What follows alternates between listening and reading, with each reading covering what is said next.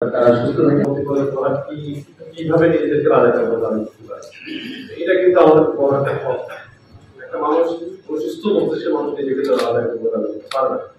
এটা একটা ভবিষ্যৎ একটা শব্দ এবং এই জাতটাকে নিজের মধ্যে ধারণ করা এটা কোনোভাবে একটা সুস্থ মস্তিষ্কে চিন্তা হতে পারে। এটা আমাদের একটা বুদ্ধি করতে হবে যে এই আমাদের পরবর্তী প্রজন্মের পরবর্তী চিন্তাটা আসবে কেন এটা মানে বড় হচ্ছে আস্তে আস্তে সমস্যা ভুলে আমাদের ভাবতে হবে। এবং এই বিষয়টা নিয়ে আমরা গত কয়েকদিন দেখেছি যে একটা আন্দোলনকে কেন্দ্র করে তার মধ্যে সুবিধা গোষ্ঠী কিন্তু সবসময় উঠতে কখন সুবিধা না হয় না, সেরকমই একটা সুবিধা নেওয়ার চেষ্টা করেছিল। সরকার চেষ্টা করেছে যার আমাদের ক্ষতি না করে এবং মানব ক্ষতি না করে আমাদের দেশের মানুষকে যেন সুস্থিতে রাখা যায় সেই জন্য আস্তে আস্তে সবকিছু এসেছি কার্যকর এসেছি। আমাদের আইনি এখানে আমাদের কার্যকারী সহযোগিতা প্রদান করছে, আমাদের বিজিবি করছে, সমস্ত বাহিনী পুলিশ অভাবে আছে। আমরা সবাই মিলে চেষ্টা করছি মানুষের জন্য কষ্ট না হয়, মানুষের জন্য একটু স্বস্তিতে যেন মানুষ থাকতে পারে। তারপরও অনেক কিছুই বন্ধ করে অনেক কিছু পুড়িয়ে দেওয়ার কারণে ইন্টারনেট বন্ধ হয়ে গেছে। আপনারা জানেন যে রাষ্ট্রীয় সম্পদের কতটুকু ক্ষতি হয়েছে। ইন্টারনেটের বিষয়টা অনেকেই বলেছেন যে অনেকে অনেক সমস্যায় আছে, একটু ধৈর্য ধরতে হবে। বৃহত্তর স্বার্থের জন্য আমাদের কিন্তু কিছু কষ্ট করতে হচ্ছে, আমরা সবাই স্যাক্রিফাইস করি একটু। হয়তো আজকালকের মধ্যেই আজকে কিছু ইন্টারনেট চালু হয়ে গেছে, আমরা কমিশন ইন্টারনেট আমরা পেয়ে যাবো। একটু ধৈর্য ধরে করতে হবে। আমাদের যেটা টার্গেট হচ্ছে সেটা হচ্ছে আমাদের বেনাপোল চলমানটাকে আমাদের ফুল ফাংশনিং রাখতে হবে। বেনাপোল এখানে সবচর্য আমাদের উপস্থিত আছেন, কিছু বলেনি কিন্তু আপনার দায়িত্ব আছে কিন্তু বেনাপোলটাকে রান করার বিষয়ে। আমাদের ওখানে সরকারি প্রশাসন আছেন, আপনারা জনপ্রতিনিধি যারা আপনারা মিলে কিন্তু বেনাপোলটাকে ফুল ফাংশন করে রাখতে হবে। এই জন্য যা যা করা দরকার মানে শ্রমিকদের পাশে কিছু করে কাজ না দেওয়া, তারা যাতে কোনোভাবে বাধাগ্রস্ত না পায় সেটা আমরা ব্যবস্থা করবো এখান থেকে। এটা করতে হবে কারণ ওটা একটু আমাদের লাইফ লাইন। আমাদের ওটা এই মধ্যে গতকালকে 37টা ট্রাক এসেছে, তার আগে 5টা, তার আগে 7টা, খুব কম সংখ্যক এসছে কিন্তু গতকালকে 37টা, এবার আজকে ওরা অনেক ট্রাক বাড়বে আমদানি। তো আমাদের কাঁচামরিচের দাম 200 টাকা হয়েছে, কাঁচামরিচ চাল কিন্তু প্রায় 25টার মতো ট্রাক এসছে। এই দ্রব্যমূল্য এবং আমাদের যে সবসময় যে নিত্য প্রয়োজনীয় দ্রব্যের যে চাহিদা সেটা আমাদের এখান থেকে জমা দিতে হবে। দুই হচ্ছে কি আমাদের শহরে যারা কার্যকালীন সময়ে একটা নির্দেশনা আছে যে কার্যকালীন মানে হচ্ছে কি সবাইকে কাজ ধরে থাকবে। তারপরে আমরা অনেক কিছুই বন্ধ করে যাচ্ছি, অনেকে রাস্তায় নামছে বিনা প্রয়োজনে, দয়া করে বিনা প্রয়োজনে বাইরে যাওয়ার চেষ্টা করার দরকার নেই। কারণ সরকার একটা সিদ্ধান্ত নিয়েছেন, আমাদের ভালো জন্য নিয়েছে। আমরা সকলে মিলে সরকারকে সহযোগিতা করি। আমরা চাই যে আমরা সুস্থ স্বাভাবিক ধারায় যেন চলে আসতে পারি। এতদিন যে বন্ধ একটা পরিবেশ তৈরি হয়েছিল, আমাদের একটা শিক্ষা হয়েছে, আমরা একটা লেসন দিয়েছি। এই লেসন ব্যাংক নিয়ে আমরা কিভাবে সামনের দিনগুলোতে আরো ভালো থাকতে পারি, সুন্দর থাকতে পারি, দর্শককে আরো বিভিন্ন রাখতে পারি এবং দর্শক দেখলে শান্তিপ্রিয় একটা এলাকা, দেশের মানুষের শান্তি চায়, শৃঙ্খলা চায়। সেটি গত নির্বাচন থেকে শুরু করে এই দুর্ঘটনা এই ভ্রমণ থেকে শুরু করে আমরা সবাই কিন্তু সেই শিক্ষাটা পেয়ে গেছি। আমাদের এখানে যারা উপস্থিত আজকে সবাই এক বাকি স্বীকার করেছেন যে কোথায় কোথায় চিন্তা করা অবকাশ আছে, কাজ করতে হবে। আপনাদের সবাইকে সেসব জায়গার মধ্যে সহযোগিতা করার জন্য আমরা সকলে মিলে চেষ্টা করবো। এই মাটির সন্তান হিসাবে মুক্তিযুদ্ধের প্রতি আমাদের যে দায় আছে, যুদ্ধের প্রতি আমাদের যে ঋণ আছে, সেই ঋণ পরিশোধের চেষ্টা হিসেবে আমরা সব মানুষকে নিয়ে আমরা সুস্থ থাকবো, ভালো থাকবো। সবাইকে এই আশাবাদ ব্যক্ত করে আমাদের যারা উপস্থিত আছেন শুরু করে আমাদের সমাজের রাজনীতিবিদরা উপস্থিত আছেন, আমাদের বিজেপিরা উপস্থিত আছেন, আমাদের বাহিনীর প্রধানরা উপস্থিত আছেন, আমাদের সর্বস্তরে এখানে সাংবাদিক সকলেই উপস্থিত আছেন। সবাইকে আমার পক্ষ থেকে আন্তরিক শুভেচ্ছা এবং আপনাদের প্রতি কৃতজ্ঞতা জানিয়ে আজকে সবাই সমাপ্তি তাদেরকে অবশ্যই আমরা হচ্ছে নির্মাণ করেছি পরিবার সহ বাহিনী প্রথম রাজারবাগে এই মুক্তিযুদ্ধের সপক্ষে প্রথম যে বুলেটটি নিক্ষেপ করেছিল পাক হানাদার বিরুদ্ধে, সেই যুদ্ধে যে পুলিশ বাহিনীর যে সদস্য শাহাদাত বরণ করেছে তাদের সাথে সাথে গর্ব করে তাদেরকে স্মরণ করে এবং নিজেকে গর্ববোধ করে এই কারণে যে সেই 1931 সালের যে মহান পেশানি পুলিশ বাহিনী তখন থেকে যে কার্যক্রম শুরু করেছে, ইতিহাসের প্রতিটি পাকে পাকে যখনই বাংলাদেশ বিপদগ্রস্ত হয়েছে, যখনই বাংলাদেশ পথ হারানোর জন্য যারা বিপদকারীরা বাংলাদেশকে আক্রমণ করেছে, তখনই প্রতিটি পাকে পাকে পুলিশ বাহিনী তাদের বুক ছিটিয়ে বাংলাদেশকে রক্ষা করার জন্য যে ভূমিকা নিয়েছে সেটা নির্ধারিত পরিবারে আমি নিজেকে ধন্যবাদ। যে আলোচনার পরিপ্রেক্ষিতে আজকের এই মত বিনিময়, আমি অনেক কথা আপনারা করেছেন, আমি সবগুলো কথা নোট করেছি, একদম সবার। আমি যদি একটু র্যাপ আপ করি, এমন যা ডিসিকে সভাপতি উনি বলেছেন, আমাদেরকে ধন্যবাদ দিচ্ছেন, কার্পি কথার কথা বলেছেন, শুধু খাদ্যর বিষয় না অন্যান্য বিষয়ে বলছেন, তুলে দিতেন। তারপর যারা আমার সাহেব কথা বলছেন, মোটরবাস ওখানে আমার সাথে রিলেটেড একটা বিষয় এসেছে যে ঢাকা ব্যাংকের সামনে যে ওখানে দুর্বৃত্তরা থাকে, আমি এই বিষয়টি অবশ্যই ব্যবস্থা নেব। আর উনি কার্পিও 6টার পরিবর্তে 7টার কথা বলেছেন। জনাব আজিমুস্তান বেনাপুর থেকে একজন বলছেন ভোটিং আলরেডি করতে অনেক সময় লাগে, রাত 11টা। আমরা যারা প্রশাসক সহ আমাদের যারা অন্যান্য বাহিনীর সম্মানিত সদস্যরা আছেন, পুর কমিটি আছেন, আমরা এই বিষয়ে কথা বলি। তারপরে যারা প্রশাসক বয়োদিন নিচ্ছে আপনাকে জানাবে। কার্ডধারী যারা তাদেরকে বলছেন সেটি কার্ফিউ পাস, আমি প্রাথমিকভাবে মনে করতে পারি যে এটা হতে পারে, এটা ভালো একটা প্রস্তাবনা। তারপরে জনাব আজিমুদ্দিন গাজী চেয়ারম্যান কারখানা সমিতি, উনিও একই কথা বলছেন ভোট আন্দোলনের বিষয়ে। মাহমুদ রহমান মজদুরাই পেশাজীবী মানুষের দুঃখ বেদনা প্রকাশের কথা বলেছেন, আমরা আপনাদের সাথে একমত। যতটুকু সম্ভব শান্তি রাখার জন্য আমরা যে ব্যবস্থা নেওয়া হবে আমরা সেই ব্যবস্থা নেব। যারা অনেকগুলো কথা বলেছেন, যারা এই আন্দোলন করছেন, যারা আসলে কঠিন শাস্তি চেয়েছেন, শাস্তি চেয়েছেন, কার্ফিউ তুলে দেওয়ার কথা বলেছেন, আমাদের আইন শৃঙ্খলা বাহিনী ধন্যবাদ দিচ্ছেন। উনি 8টা পর্যন্ত চেয়েছেন যে কার্ফিউ যেন পাশ থাকে। শ্যামলাল উনি বলেছেন রপ্তানির সাথে তার ডিস্ট্রিক্টে ডিস্ট্রিক্ট থেকে যেসব মঙ্গলা পর্যন্ত যেসব মাল আমাদের স্পটে আমরা এটা করবো। আপনাদের যখন প্রয়োজন হবে আপনারা আমাদেরকে জানালে আমরা অবশ্যই পুলিশের ব্যবস্থা রাখবো। আমরা অন্যান্য জেলার সাথেও আমরা কথা বলবো এবং স্পট থাকলে আমাদের যেখানে ডিজিবি এবং অন্যান্য যারা আছে আমাদের সহযোগিতা নিব। আমরা সমন্বয় করে আমি মনে করি যে আপনাদের এই ব্যবসায়ী সংগঠন যারা সবাই মিলে যদি আমরা চেষ্টা করি তাহলে আমরা এটা করতে পারবো, কোনো সমস্যা হবে না। আপনি আরেকটা প্রস্তাব দিয়েছেন যে এই সময়টা পার হলে আমরা সবাই মিলে একটু ভালোভাবেই মানুষকে সচেতন করা যেতে পারে। আদিত্য মজুমদার বলেছেন অনলাইনের বিষয়ে যে নিশ্চয়ই সরকার কি সিদ্ধান্ত আসবে সেটা জানাবে। দীপঙ্গ দাস সম্মানিত জোটের অনেকগুলো কথা বলছেন, ইতিহাসের অনেক বাক্যের কথা বলছেন, নাটকীয় ঘটনার কথা বলছেন। যে মাইকেল মধুসূদন এই সুলতানের এই এলাকায় অনেক কিছু মন্দির ভাঙা হয়েছে, পূর্বে অনেক কিছু নিয়ে আমাদেরকে সমৃদ্ধ করেছেন, যেন ভবিষ্যতে আমরা এই বিষয়ে সতর্ক থাকি। আমরা প্রত্যাশা করি যে রশিদে যে ঘটনাগুলো ঘটেছে এগুলো থেকেও আমরা শিক্ষা নিয়ে যারা সামনে আমাদের বিভিন্ন ধরনের ঘটনা না ঘটে আমরা অবশ্যই চেষ্টা রাখবো।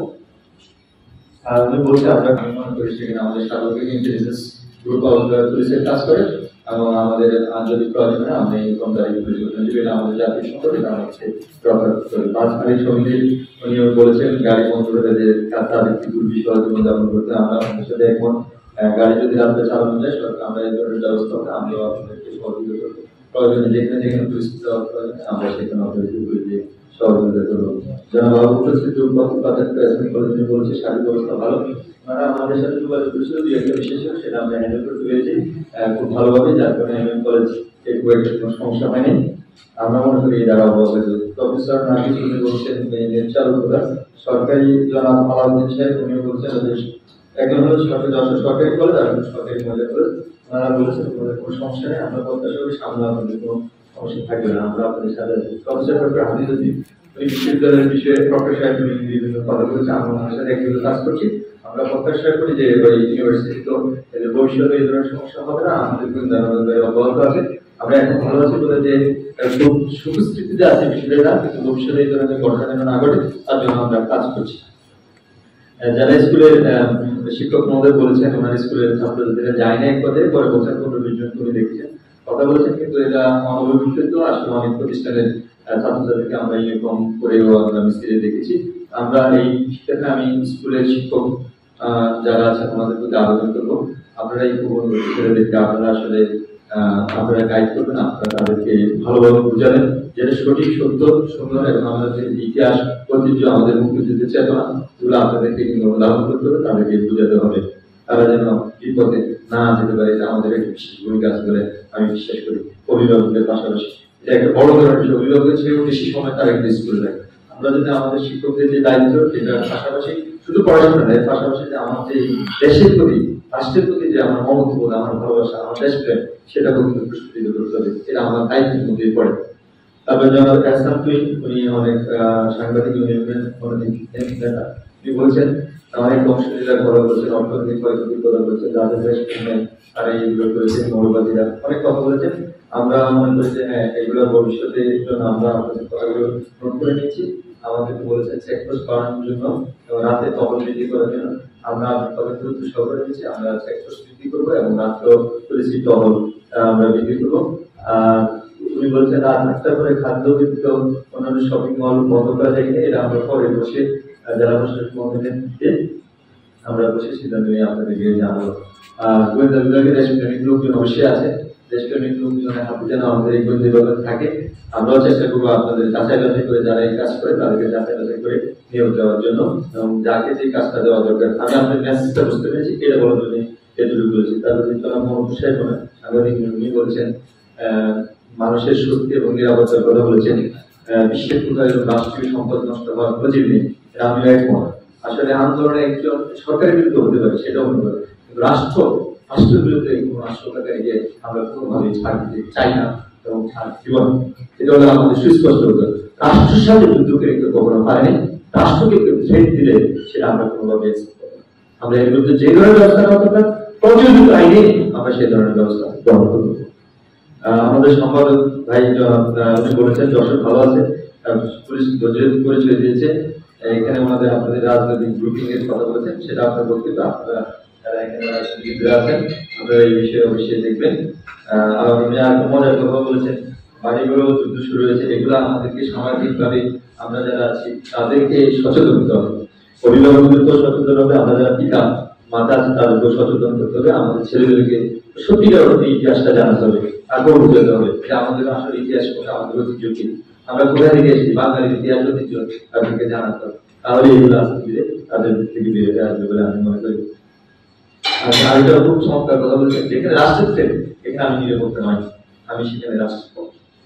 এটা খুব চমৎকার কথা আপনারা বলেছেন, আমরা নোট করেছি। দৈনিক পালন এইভাবে অনেক কথা বলছেন, মুক্তিযুদ্ধের মাধ্যমে দেশ যে আমাদের স্বাধীনতা অর্জন হয়েছে, যারা বিভক্ত ছিলেন তারা অনেক ধরনের কথা বলেছেন, অনেক কথাগুলো আমি সব নোট করেছি। অনেক সময় হয়েছে, অনেকে ভুলে লেগেছে, আসলে বেশি সময় নিতে চাই না। আমি এটা বলার উদ্দেশ্য আপনারা যে যাই বলেছেন আমি ব্যক্তিগত কথা নিইনি, আমি মনে করি ফেস্টিভ্যাল সেক্রেটারি সেগুলো অনেক কথা বলেছেন, নোট আছে, তাহলে সভাপতি মহোদয় বলেছেন, আর এগুলো নিয়ে আর অশোক কুমার রায় উনি বলেছেন, অনেক কথা বলেছেন, আমি সবগুলো সর্বশেষ সবচেয়ে গুরুত্বপূর্ণ কথা তিনি বলেছেন বীর মুক্তিযোদ্ধা রবিউল আলম ভাইয়ের কথা আমি একদম সম্পূর্ণরূপে প্রাপ্ত করে নিয়েছি। আমি আমার কথার সাথে আপনারা যারা যে বক্তব্য দিয়েছেন সবাই কথার সাথে অত্যন্ত গুরুত্বপূর্ণ এবং সবকিছু আমরা নোট করে নিয়েছি। এরপরে যারা বক্তব্য দিয়েছেন তাদের নাম আর বললাম না, আপনাদের সবাইকে কথা বলেই আমি যে কথাটি বলতে চাই সর্বশেষ প্রথম যে কথাটি বলছি যে এই পুলিশ বাহিনী প্রথম বুলেট ছড়েছে ভারতের বিরুদ্ধে, আমি সেই বাহিনীর ধারক বাহক, সেই বাহিনীর বাংলাদেশ যতদিন সঠিক থাকবে, ইতিহাস ঐতিহ্য আমাদের মুক্তিযুদ্ধের চেতনার পক্ষে থাকবে, বাংলাদেশ কোনোদিন কথা রাখবে। আর তার জন্য আইন প্রয়োগকারী সংস্থা হিসেবে আমাদেরকে যত কঠোর আইন প্রয়োগ করার প্রয়োজন হয় নাশকতার বিরুদ্ধে আমরা সেই ধরনের আইন প্রয়োগ করবো এবং তাদের বিরুদ্ধে ব্যবস্থা নেব, তাদেরকে আমরা বিচারের আওতায় নিয়ে আসবো। আমাদের এখানে কিছু হয়নি বলে আমরা আত্মপ্রতিষ্ঠিত করতেছি না, আমরা সবসময় আমাদের গোয়েন্দা নজরদারি অব্যাহত রেখেছি। আমরা যে শান্তি আমরা পার করছি আমরা শান্তি ধরে রেখেছি। আমি এই ক্ষেত্রে বিশেষ করে আমি আপনাদেরকে ধন্যবাদ দিতে চাই যারা এখানে উপস্থিত হয়েছে, আমার প্রিয় এই যশোরবাসী, এই যে প্রিয় মুখ আপনারা প্রতিনিধিত্ব করেন যারা, যাদের মাধ্যমে আমরা যশোরবাসীকে জানি, আমাদের এই মঞ্চ বিশিষ্ট সবাই সহবীর মুক্তিযোদ্ধা, আমাদের সাংবাদিক বন্ধুরা, পেশাজীবী সংগঠনের যারা নেতৃবৃন্দ আছেন, বিভিন্ন সংগঠনের যারা আজকে এখানে উপস্থিত হয়েছেন, আমাদের আইন শৃঙ্খলা বাহিনীকে সহযোগিতা করেছেন যে সমস্ত আমাদের দেশপ্রেমী সেনাবাহিনী, আমাদের বিজিবি, সর্বোপরি আমাদের জেলা প্রশাসন আমাদেরকে পুলিশ বাহিনীকে যেভাবে সর্বোত্তম সহযোগিতা করেছে, সর্বোপরি সবচেয়ে বেশি সহযোগিতা করেছেন আপনারা যারা আমার কথা শুনছেন, আপনারা যারা সামনে আছেন। আপনাদের এই সহযোগিতার কারণে আমরা আসলে এই সময়টুকু তুলনামূলকভাবে ভালোভাবে আমরা পার করেছি।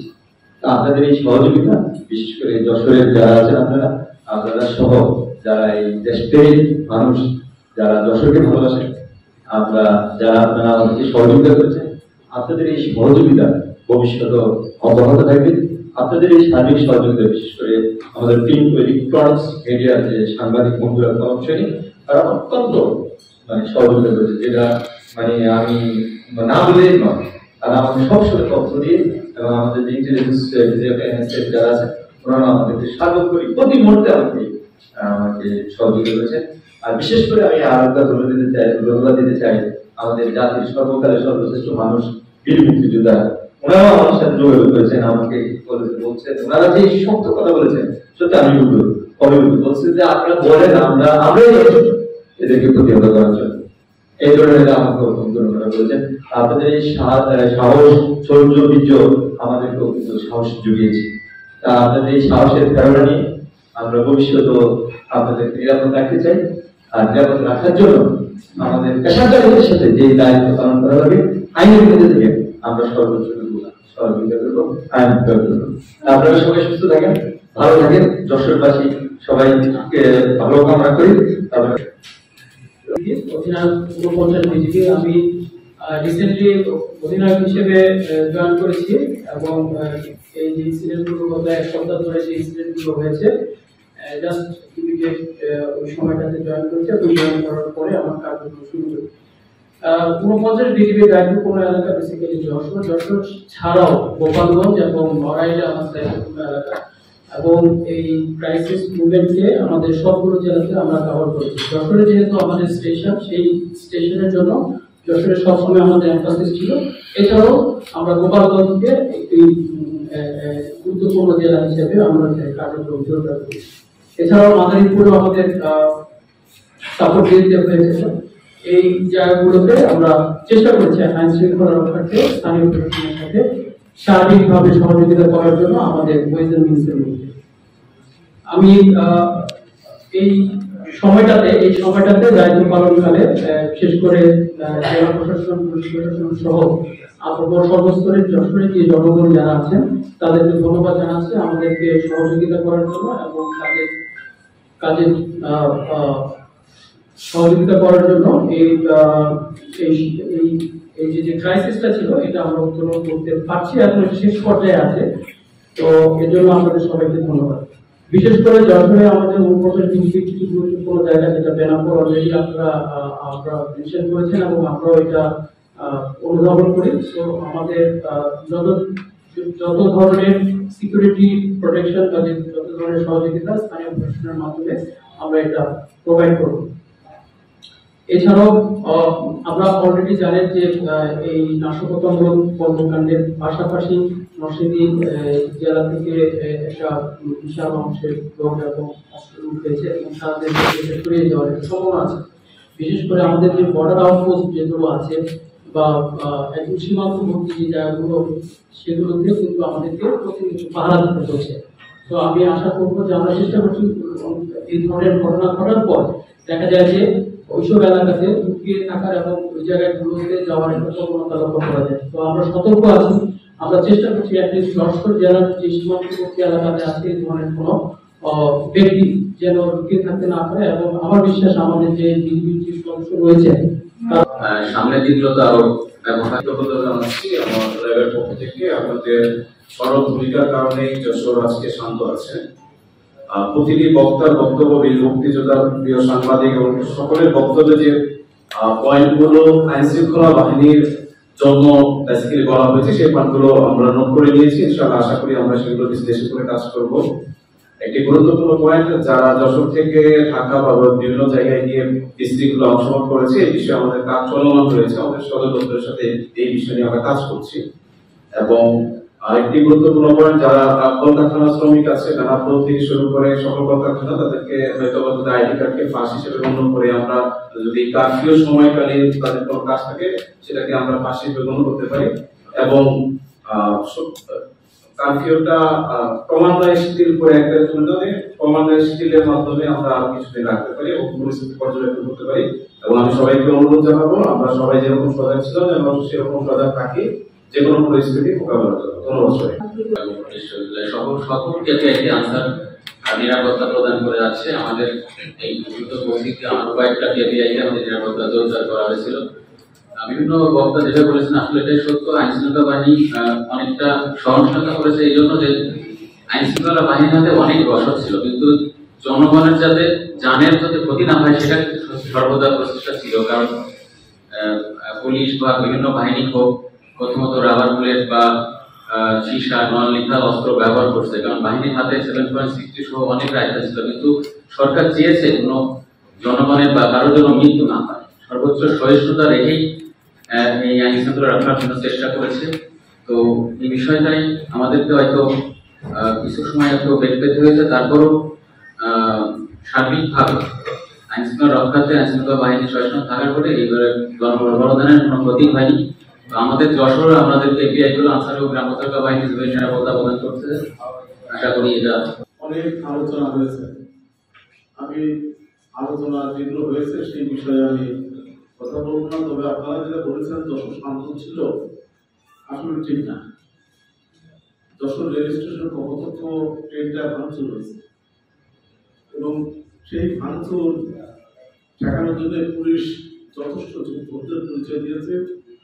যদি পুলিশ এখানে একটু অ্যাগ্রেসিভ হতো তাহলে হয়তো অনেক অবদান করতো। সেক্ষেত্রে পুলিশ এখানে যে অ্যাগ্রেসিভ ভূমিকা না নেওয়ার কারণে যশোর শান্ত ছিল। এই জন্য আমরা পুলিশ প্রশাসন সহ সকল প্রশাসনকে আমরা ধন্যবাদ জানাচ্ছি। দায়িত্বে ছিলেন এডিসি জেনারেল সাহেব, উনি দক্ষতার সঙ্গে ওনার যশোরের যে নতুন পুলিশ সুপার সাহেব আছেন এবং সকল আইন প্রয়োগ সংস্থার সঙ্গে সমন্বয় করে সুন্দরভাবে আমাদের যশোরটাকে মোকাবেলা করেছে। আসলে সারা বাংলাদেশে যে ঘটনা ঘটছে এটা দেখার জন্য, এটা যারা স্বাধীনতা বিরোধী তারা কিন্তু ভোট পেতেছিল, সুযোগের সন্ধান করতেছিল।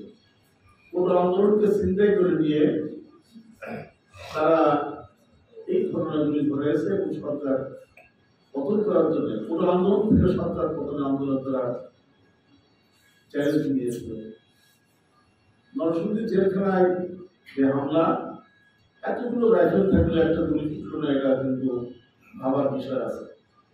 যেরকম ৭৫ সালে 15 আগস্টে বঙ্গবন্ধুর বাড়িতে অনেক অস্ত্র ছিল, কিন্তু কোনো অস্ত্র ফুটে নাই। এখানেও যে অস্ত্রগুলো কেন ফুটলো না, একটা গুলি হলো না কেন, এটা আমরা জেলা প্রশাসনের মাধ্যমে আমরা কেন্দ্রে এই বিষয়টি জানার জন্য অনুরোধ করবো। আরেকটি কথা, আপনারা দেখেন আন্দোলন বিনয় করা হয়েছে, যেখানে যেখানে বেশি মাদ্রাসা সেখানে সেখানে বেশি ঘটনা হয়েছে।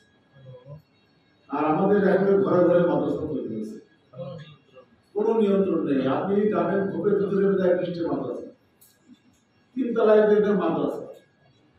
হ্যাঁ, আমি আপনার অনুরোধ করবো আপনি সরকারকে জানান যে সরকারের পূর্ব অনুমতি ছাড়া একটা প্রাইমারি স্কুল হবে না, সেই সঙ্গে কোনো মাদ্রাসাও হবে না।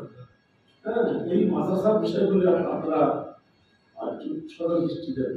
এখন যদি দৃষ্টি না দেন, ভবিষ্যতে কিন্তু আপনারা এই যে বলতেছেন আমরা তুমি কি আমি কি রাজাকার রাজাকার, এই স্লোগান আরো বেশি যোগদান হবে। সর্বোপরি যশোর শান্ত ছিল, মানে মোটামুটি শান্ত ছিল, এখনো আছে। আমাদের ব্যবসায়ীদের যে কথাগুলি বলেছেন, আরেক রোডের 7টা পর্যন্ত, 7টা থেকে 8টা পর্যন্ত মেরাপুর কোর্টটা মনে করি যেখানে কারফিউ, আপনারা অনেক বলেন জরুরি আইন, আসলে জরুরি আইন কোথাও হয়নি। জরুরি আইন একটু অন্য বিষয়, আর কারফিউ অন্য বিষয়। কারফিউ কি আপনারা মেরাপুর আওতায় মুক্ত করে দিতে পারেন, যদি এখানে কোনো অঙ্গন হওয়ার সুযোগ নেই বা হবে না, সেটা আপনাদের যে গোয়েন্দা সংস্থা আছে তাদের কাছে রিপোর্ট দিয়ে যদি মনে করেন যে হ্যাঁ এখানে গোলমাল হওয়ার কোনো সুযোগ নেই, তাহলে আপনারা মেরাপুর কোর্টটাকে আপনারা এই কারফিউর আওতা মুক্ত করে দিতে পারেন। এবং যাতে রাত্রে আমাদের গতকাল প্রধানমন্ত্রী ব্যবসায়ীদেরকে ডেকেছেন এবং ডেকে এই পরিস্থিতিতে যথেষ্ট পরিমাণ অবদান রাখার জন্য আপনারা ব্যবসায়ীদের পক্ষে আবেদন করেছেন। সেক্ষেত্রে ব্যবসায়ীরা তাদের মনাদের পক্ষে সাড়া দিয়েছে। আমি বলবো যে বেনাপুর পোর্ট সহ মোংলা পোর্ট এবং আমাদের এই পরিবহন করে যাতে অবাধে চলাচল করতে পারে আপনারা সেই ব্যবস্থা করবেন। আর সকলকে শেষে পুলিশ বাহিনী এবার যে ভূমিকা রেখেছে, পুলিশ বাহিনীকে আমরা ধন্যবাদ জানাচ্ছি, তারা জীবন দিয়েছেন। যারা যে সকল পুলিশ বাহিনী জীবন দিয়ে এই অবস্থা মোকাবেলা করেছে। আসসালামু আলাইকুম। আসলে গত কয়েকদিনে দেশে যে সহিংসতার ঘটনা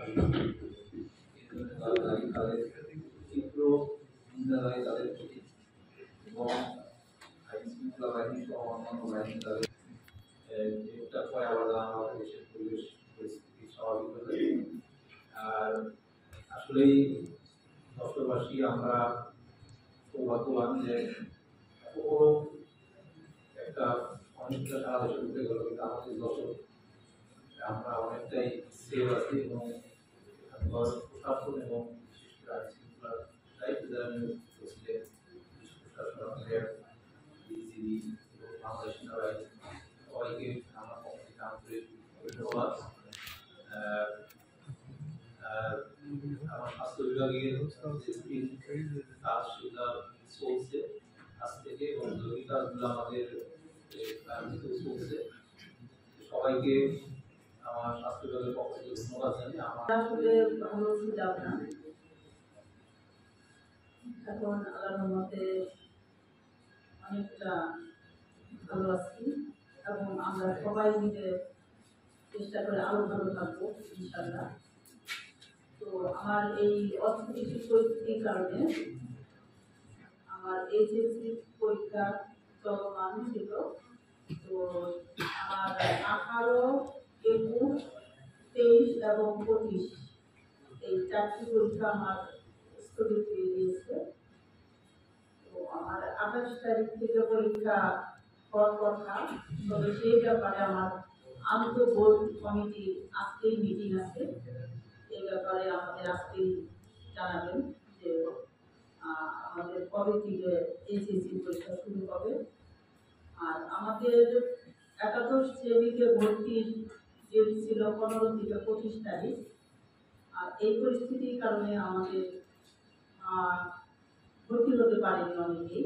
তবে এই ব্যাপারটাও আমরা আমাদের বোর্ডের সিদ্ধান্ত মোতাবেক হয়তো আবার ডেট আমরা বাড়িয়ে দেব। তো আর শিক্ষা প্রতিষ্ঠানের ব্যাপারে আমি যেটা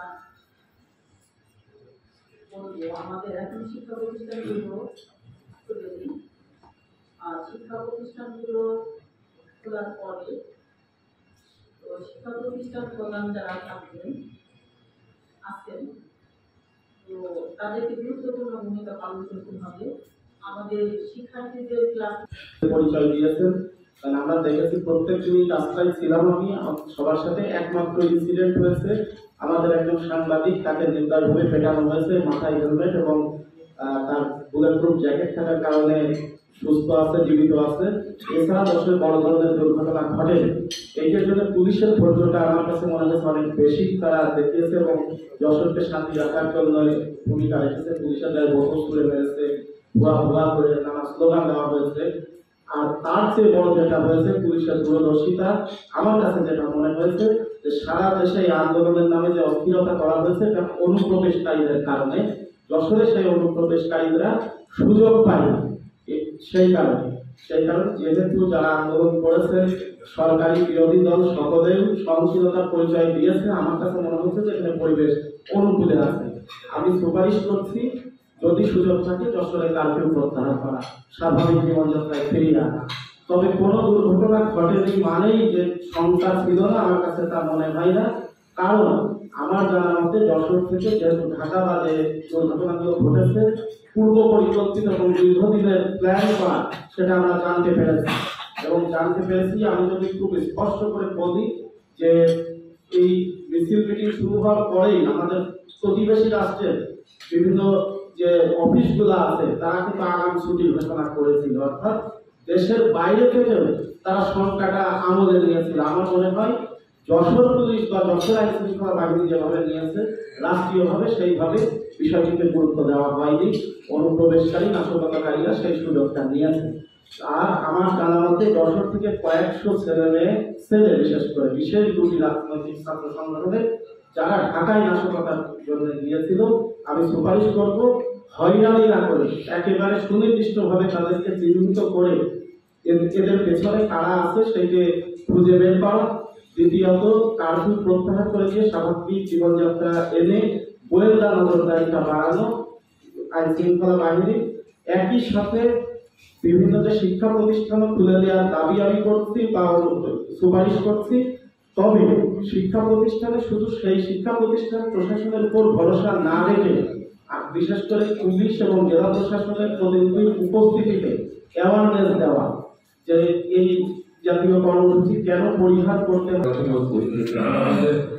আমাদের প্রশাসনিক পড়ার যখন ছাত্ররা ওই চারজনের একটা গাড়ি ভাঙচুর করছিল তখন ছবি তুলছিল, ও জ্যাকেট পরা ছিল এবং হেলমেট পরা ছিল, যার কারণে ওকে প্রচন্ড ভাবে তার মাথায় আঘাত করা হয়েছে উপর্যুপরি, কিন্তু হেলমেট পরার কারণে এটা আর কি ক্ষতি হয়নি এবং শরীরেও আঘাত করা হয়েছে, ক্ষতি হয়নি।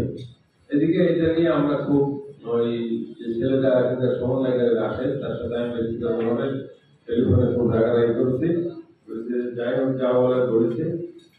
গতকালকে গত পরশুদিন তারা ইনে বডি এসে আমাদের প্রেস ক্লাবে এসে সরি বলে গেছে, পরাগে ফুল দিয়ে গেছে, হেলমেটের টাকা দিচ্ছিল, আমরা নিয়ে যাই যে না তোমাদের টাকা দেওয়া আমাদের ফুল দেওয়ার দরকার নেই, এটা তারা করে গেছে। আর যেটা বললো যে কোনো স্কুল কলেজের ছেলেরাই বাদ ছিল না, আমি নির্দিষ্ট কোনো স্কুল বলবো না, তো যে জেলা স্কুলে পড়ে ওর চক্র পড়েছে বেশি, যাই সবাই গেছে। এবং সবচেয়ে বেশি পুনরাবৃত্তি করতেই হবে, যেটা হচ্ছে আমি জেলা প্রশাসক যশোরে আসলে আমি বলেছিলাম যে যশোরের পুলিশ সুপার এবং আপনার দায়িত্বপ্রাপ্ত জেলা প্রশাসক তারা অত্যন্ত বিচক্ষণতার পরিচয় দিয়েছে যে যশোরে যে বসে থাক কতক্ষণ বসে থাকবে সে জেলা নির্বাচন করে যাবে না, আর মিছিল করলে মিছিল করেছে পুলিশ একদম কোনো বাধা দেয়নি। আমি রাষ্ট্রের সাথে একটা কথা বললাম, প্রেস ক্লাবের সামনে খুব ভোটজুটি করছিল, আমরাও খুব মুখে ছিলাম, ওদেরকে আমরা একটু ভয় দিচ্ছিলাম, আমরা সাংবাদিকরা কখনোই মারামারি করে না, কিন্তু আমরা একটু ওদেরও ভয় দিচ্ছিলাম। তখন বলছিল যে না আমরা তো পুলিশের সাথে বলে ভয় রাস্তাঘাটে যাচ্ছি, আমরা তো গন্ডগোল হবে, বুঝলাম যে না পুলিশের নিয়ন্ত্রণে না। এটা খুব ভালো লাগলো যে আমাদের নবগত এসপি অত্যন্ত ভালোভাবে ট্যাকেল করেছেন, আমাদের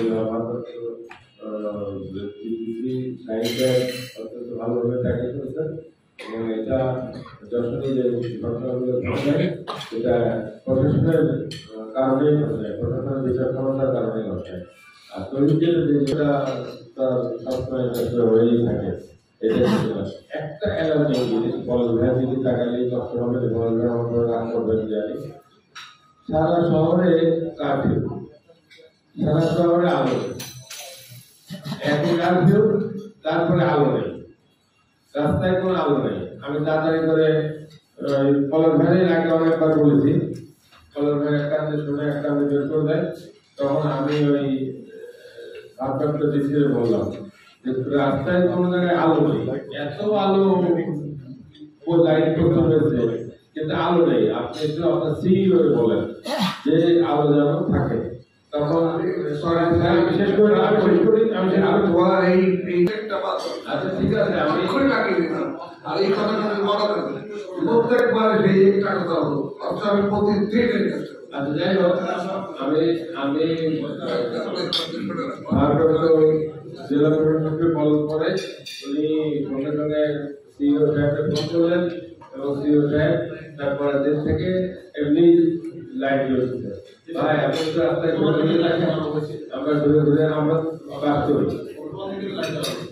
যাই হোক এইটা আমার মনে হয় যে আমরা ভালো আছি বলেই যে আমরা ভালো থাকবো তা নয়, আমার মনে হয় যে কার্ফিউ একেবারে উঠে দেওয়া হোক, আমি এর পক্ষে না, একেবারে উঠে দেওয়া হোক। আমরা যে শিথিলটা আরো একটু গোড়ার থেকে করে যেটা হলো 8টা থেকে করে দিকে রাত 8টা পর্যন্ত নিয়ে যেতে পারে, এরকম করে একটু দেশের পরিস্থিতি আন্দোলনে যেসব ছাত্ররা তাদের জীবন ভেঙে গেছে তাদের জন্য আমি শোক এবং সমবেদনা প্রকাশ করছি।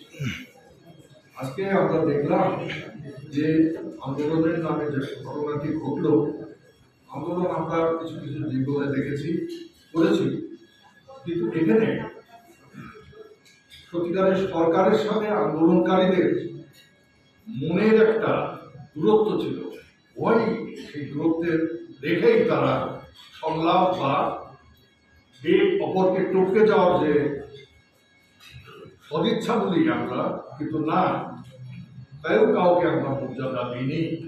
এখানে যখন সরকার বললেন যে আমাদের ইন্সপেক্টর মানে কি বলে, এই কথাটি যদি তারা প্রকাশ করে দেন, প্রচার করে দেন যে আমাদের এই পর্যন্ত সময় দিতে হবে, আমরা সিনসিয়ারলি যদি বলে, তাইলে কিন্তু সেটা কিছুটা আমার সরকারের পরে বর্তায় না। ত্রুটিটা সরকারের পরে বর্তিয়েছে যে তারা সিনসিয়ার ছিলেন না। এটা আমি 14 দলের একজন লোক হিসেবে আমি বলবো।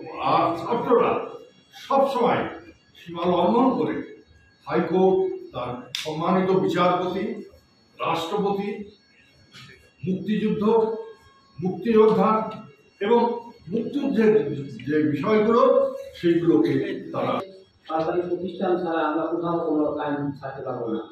অতএব আমাদের এই এখনই লাইনটা আমাদের বন্ধ রেখে দেয় না। আমাদের কিছু জটিলতা আছে,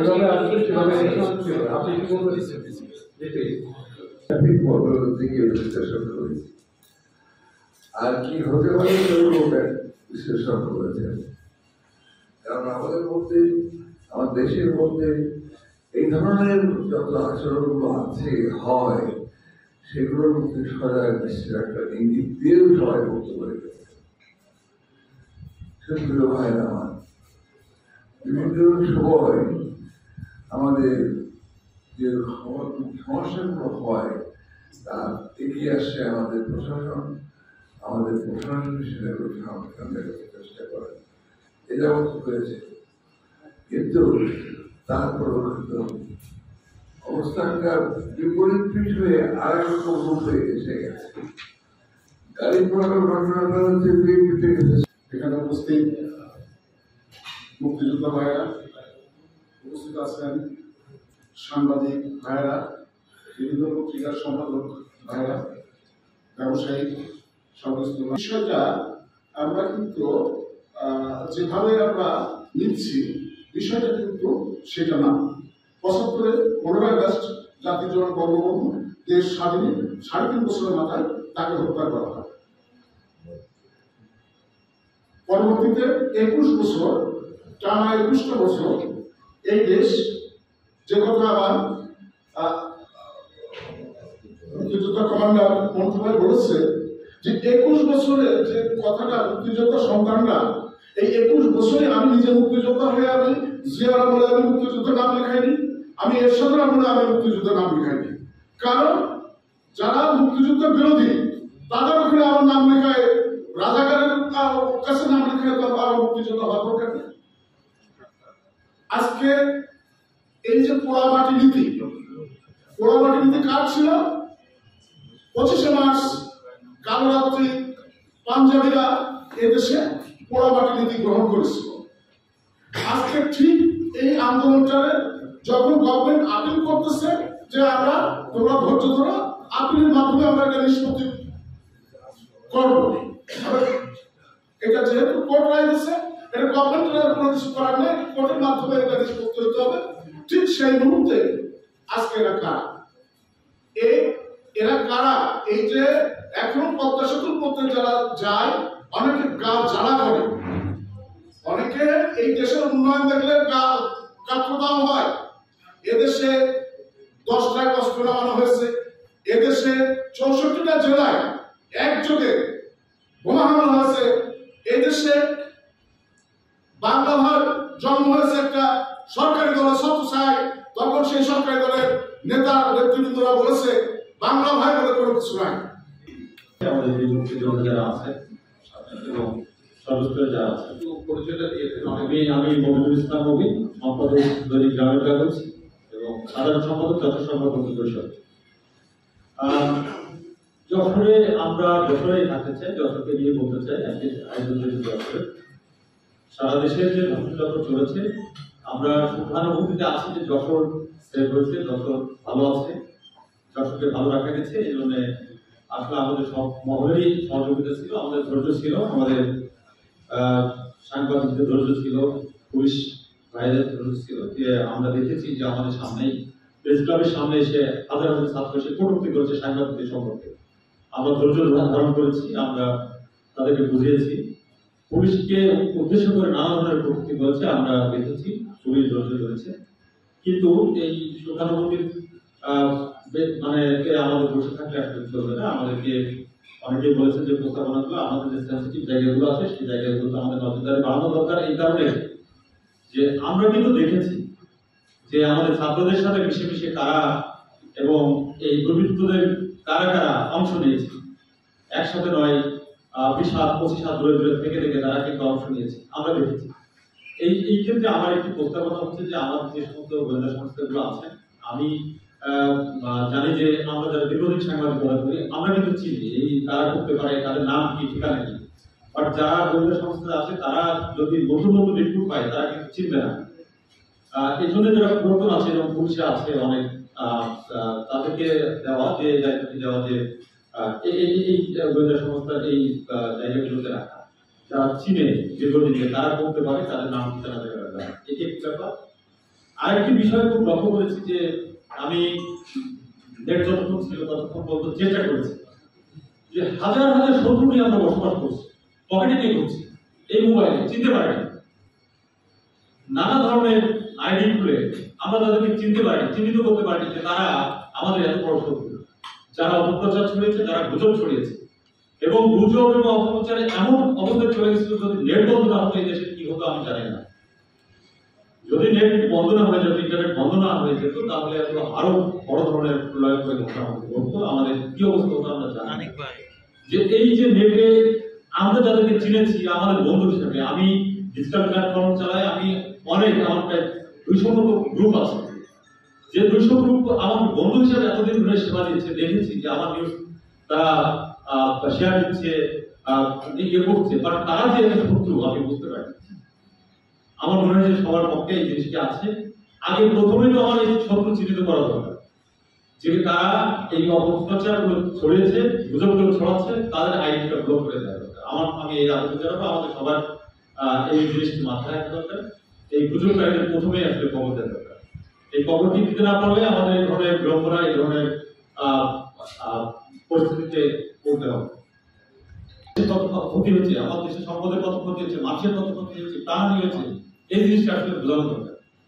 যে তোমার বিজয়টি, যে বিজয় বা তোমার অধিকার আদায় করতে কি ক্ষতিটাই হয়েছে, এই ক্ষতিটি আসলে একটু কাউন্সিলিং করা দরকার। এই কাউন্সিলিংটা করতে না পারলে আসলে তাদের বোধ হচ্ছে না যে তারা মনে করছে বিশাল কিছু করে ফেলেছে। আসলে এটি আমাদের দরকার। কারণ অনেক ফ্যামিলি থেকে একেবারে আওয়ামী লীগের নেতা, স্বাধীনতা পক্ষের নেতা, মুক্তিযুদ্ধের নেতা আমাদের বলেছে, আমার ক্ষেত্রে ফোন করে বলছে, ভাই ঘরে তো থাকতে পারছে না, কেন? সন্তানের মা তো সন্তানের পক্ষে চলে গেছে, সন্তানের চাচি, সন্তানের ফুপু, খালা, তারা তাদের ভিতরে একটি গ্রো করেছে যে না আমাদের সন্তানের ভালো কাজ করছে।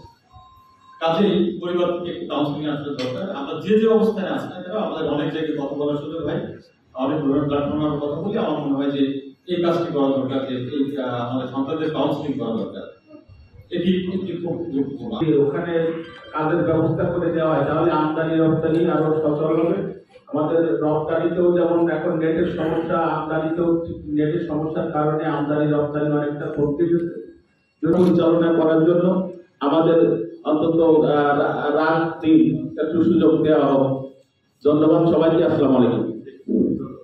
আমি মাহবুবুর রহমান মজনু, আমি সাধারণ সম্পাদক বাংলাদেশ ইউনিয়ন সেন্টার এবং আওয়ার শ্রমিক কর্মচারী লক্ষ্য পরিষদ। যে পরিস্থিতি আমরা মোকাবেলা করলাম এবং এখন যে অবস্থা আমরা আছি, এতে সবচেয়ে ক্ষতিগ্রস্ত হল শ্রমজীবী এবং উন্নয়নের মানুষ। সেই বিষয়টি প্রথম থেকেই কিন্তু তারা এই ধাক্কার মধ্যে আছে, যেটা একটু আগে বেনাপোল থেকে বলা হলো, সেখানেও কিন্তু শ্রমজীবী মানুষের একটা বিষয় আছে। যাই আমরা ধন্যবাদ দিতে চাই আনন্দ সকলকে যে আমরা যশোর অন্তত সবাই মিলেই শান্তিপূর্ণভাবে একটা সময় পার করছি।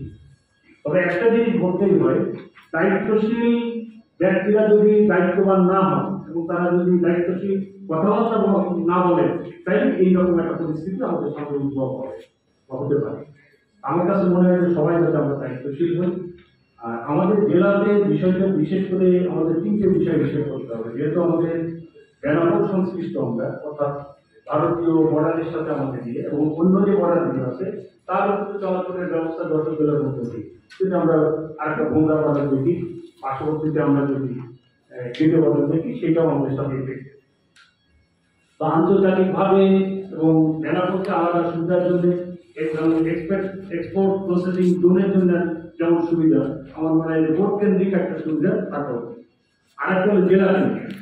আরেকটা বিষয় হলো জাতীয় ভিত্তিক যে সমস্যা, সেই জাতীয় ভিত্তিক সমস্যার বিষয়টা আমি একবার বলতে চাচ্ছি না, এটা জাতীয়ভাবে হবে। কিন্তু জেলার মধ্যে যে সমস্যা, যে আমার মনে হয় যে সরকারি প্রশাসন এই ব্যাপারে বিবেচনা করতে পারে, তাদের বিবেচনা যাতে দুবেলা মূল্য করতে পারে, আয় করতে পারে, সেই ব্যবস্থাটা রাখা উচিত। ধন্যবাদ। আজকের এই সভার সভাপতি জনাব মোহাম্মদ আবরামুল হাসান মজুমদার, জেলা প্রশাসক যশোর এবং জেলা ম্যাজিস্ট্রেট যশোর, এবং আজকের সভায় উপস্থিত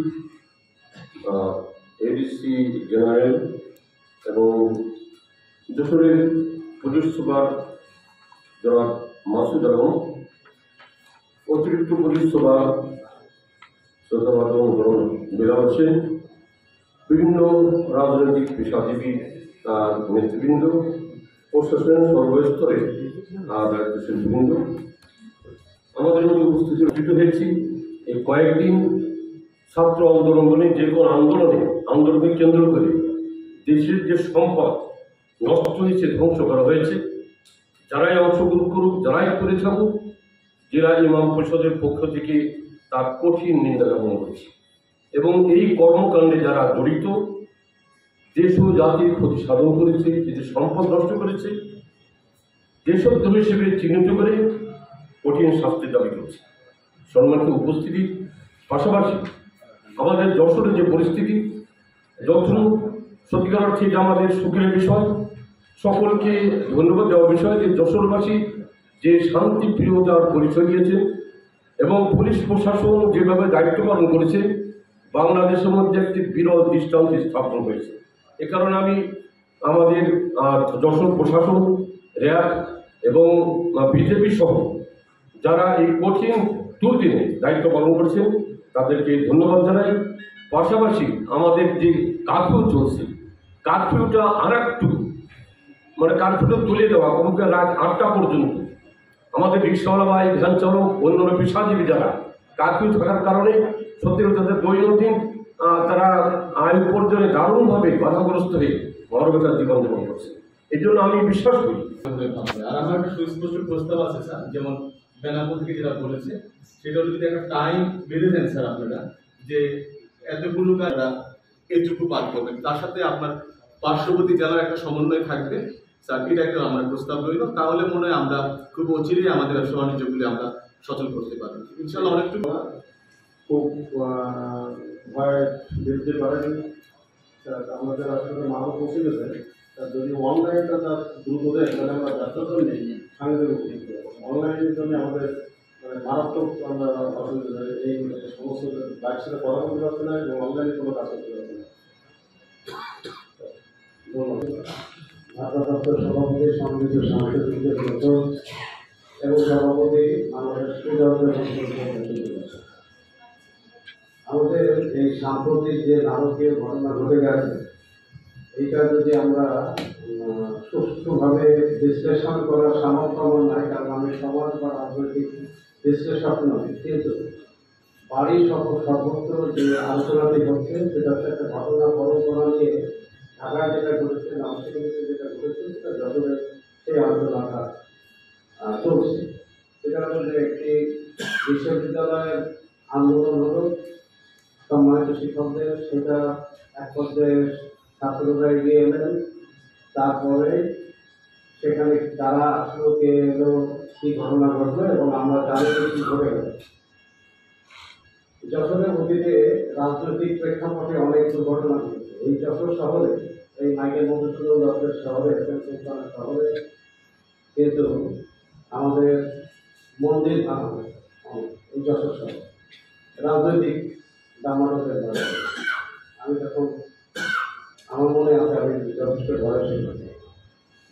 আবার দেখেন এবারও খুঁজে খুঁজে একটি নির্দিষ্ট চেতনা বহন করে যে সম্প্রদায় তাদের কার্যালয়কে ভাঙা হয়েছে।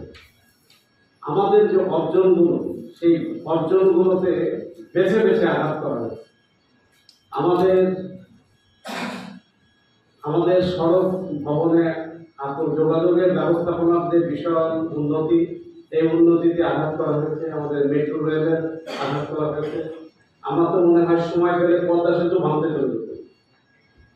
এই অবস্থাগুলো আমাদেরকে একটা মহাসত্যকে আমাদের সামনে কিন্তু এনে দিয়েছে।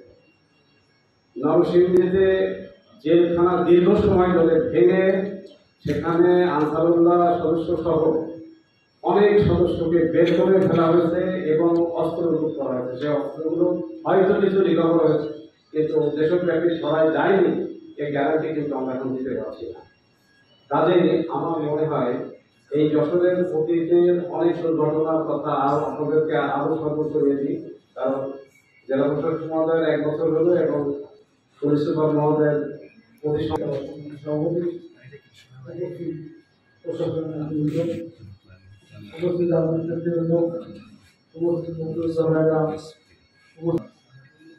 আমরা আসলে আমাদের সবচেয়ে বড় সমস্যা হচ্ছে গাড়ি ঘোড়া বন্ধ থাকলে আমাদের সবচেয়ে দুর্বিষহ জীবন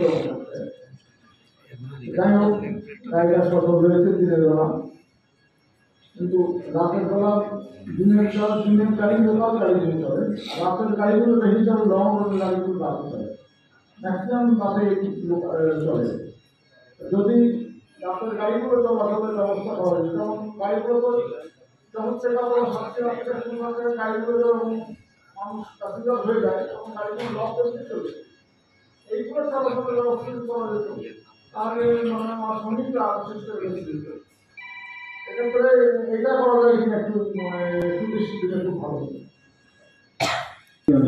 এবং আমি যেটা বলতে চাই সেটা হচ্ছে যে আমাদের কলেজের কোনো সমস্যা নেই, ওই বিশাল বিদ্যালয়ের কোনো সমস্যা নেই। তবে একটি মাত্র সমস্যা, একাদশ শ্রেণীর ভর্তি কার্যক্রম চলমান, যেটা ইন্টারনেটের কারণে চলছে, এবং দ্বাদশ শ্রেণী এবং স্নাতক শ্রেণী এবং স্নাতক সম্মান পর্যায়ে এবং স্নাতকোত্তর পর্যায়ে বিভিন্ন রকম ফর্ম ফিল আপ থেকে শুরু করে নানাবিধ কাজকর্ম চলছে, যে কাজকর্মগুলো ইন্টারনেট চালু না থাকার কারণে স্বাভাবিকভাবে চলছে না। তাছাড়া অন্যান্য যে বিষয় এবং আইন শৃঙ্খলা পরিস্থিতি সম্পূর্ণরূপে আমাদের নিয়ন্ত্রণে আছে প্রশাসনের সহায়তায়, পুলিশ প্রশাসনের সহায়তায়, এবং অন্যান্য যে সকল এজেন্সি আছে তারা যথার্থভাবে আমাদের যথার্থ সময়ে সাহায্য করেছে, এবং এই কারণে আমি ওই কলেজের পক্ষ থেকে সকলকে কৃতজ্ঞতা জানাচ্ছি। তবে ইন্টারনেটের এই কার্যক্রমটা যদি স্মুথ হয় তাহলে আমরা খুব স্বাভাবিকভাবেই আমাদের কার্যক্রম চালিয়ে যেতে পারবো। সবাইকে অনেক অনেক। যখন জেলা স্কুলের ওই শহীদ আছে ওই প্রথম থেকেই দেখলাম 15-20 জন ছাত্র জমা হয়েছিল।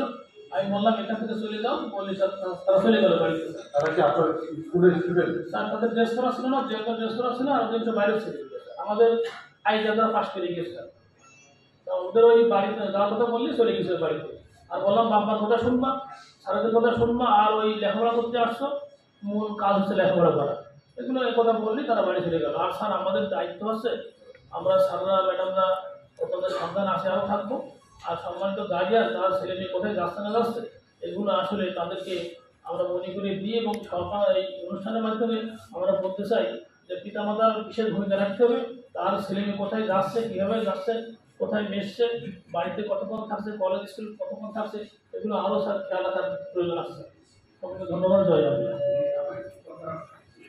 এবং আমি মনে করি যে আমাদের কোনো স্যারের নিন্দন আসলে মনে করি না স্যার, যদি থাকে স্যার তাহলে ওই তদন্ত কমিটি করে একটা কাছে কাছে করবো স্যার।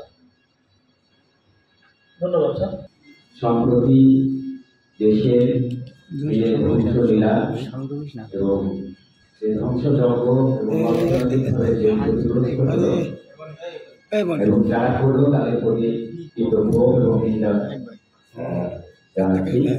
পাশাপাশি ছাত্রদের অধিকার আদায়ের জন্য যারা প্রাণ হারিয়েছেন তাদের প্রতি গভীর শোক জানাচ্ছি। বিষয়ের আলোচনার মধ্যেই থাকছে এবং সেই কারণে আমাদের ডাকা, জাতীয় আলোচনার বিষয় এখানে না।